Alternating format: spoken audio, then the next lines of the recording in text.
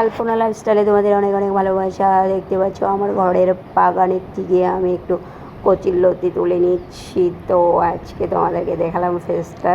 এই তো আমি, তো আমার ছেলেও আমার সাথে হেল্প করছিল। দেখতে পাচ্ছ এখানে আমি রসুন থেতো করে নিয়েছি, কাঁচা লঙ্কা পেঁয়াজ কুচিয়ে নিয়েছি। এটা রান্না করতে তেমন কিছু লাগে না জানো তো, এইভাবেও যদি আমি বানিয়ে নিই। একটু পুঁটি মাছ ছিল কালকের, ওটা দিয়ে আমি এটা বানাবো। অ্যাকচুয়ালি এটা বাসি মাছ দিয়েও অনেকটাই টেস্টি হয়। তো এটা আমি সোমবারে দিয়ে দিচ্ছি। এটাকে সুন্দর করে লাল লাল করে ভেজে নেব।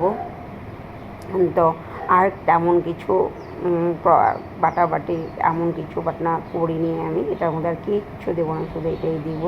তো তোমরা তো সবাই খেয়েই থাকো, তবুও আমি বানালাম দেখালাম তোমাদেরকে। কারণ জানো তো, রৌ মাছের কালি আর মাছের ঝোল এসব বড় লোকদের খাওয়া, যখন আমাদের মতো মধ্যবিত্ত মানুষদের ঘরে খাওয়ার থাকে না, তবে এইসব খাওয়া আমাদের ওইসব খাওয়ার সাথে তুলনা করা যায়। জানো তো, এইসব খাওয়া দিয়েও আমরা অনেক ভরপেট ভাত খেতে পারি।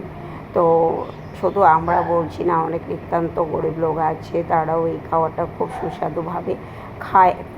অ্যাকচুয়ালি সত্যিকারের যেটা টেস্ট সেটাই বলছি। দেখো, এটা বাজারের আমার কেনা সবজি। তো বাঁধাকপি, এটার থেকে এটা ভালো না এটা ভালো, তোমরা অবশ্যই কমেন্ট করে জানাবে আমাকে। টাটা, বাই বাই, ভালো থাকো।